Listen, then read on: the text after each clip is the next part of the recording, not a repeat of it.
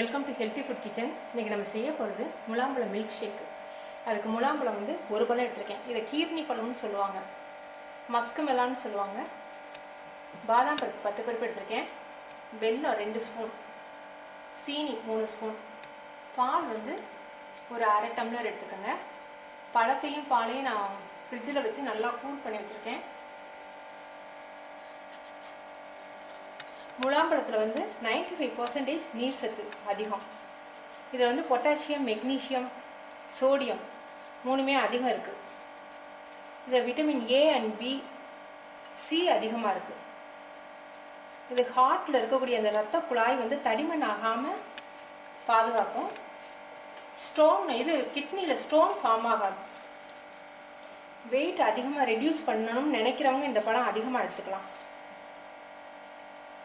Wait ரெடியூஸுக்கு வந்து நீங்கள் வந்து சீனிக்கு பதிலாக நீங்கள் தேன் சேர்த்துக்கோங்க.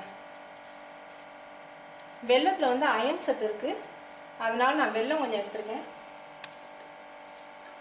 பாதாம் பருப்பில் வந்து ப்ரோட்டீன்ஸ் அதிகம், நல்ல கொலஸ்ட்ரால் அதிகம், அதனால் நீங்கள் பயப்படாமல் பாதாம் பருப்பு எடுத்துக்கலாம்.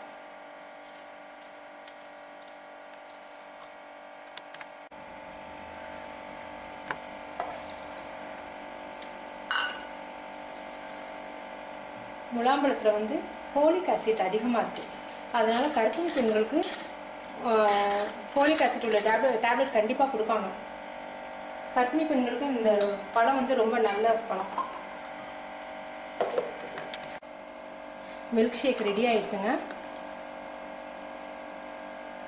இந்த பழத்தை வந்து நீங்கள் வந்து மிக்சியில் அடிக்கிறதுக்கு முன்னாடி கொஞ்சம் நேரம் ஃப்ரீசரில் ஒரு 1/4 மணி நேரம் வச்சுருந்தீங்கன்னா நல்லாயிருக்கும். ஏன்னா முலாம்பழம் வந்து வெள்ளரி பழம் மாதிரி கொஞ்சம் ஸ்மெல் வரும். அந்த ஸ்மெல் நிறைய பேர் விரும்ப மாட்டாங்க.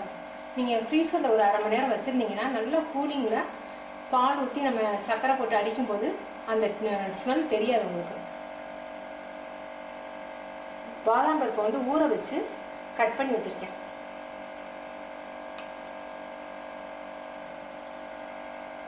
நீங்கள் செஞ்சு பார்த்துட்டு உங்கள் கமெண்ட்ஸ் எனக்கு சொல்லுங்கள். தேங்க்யூ.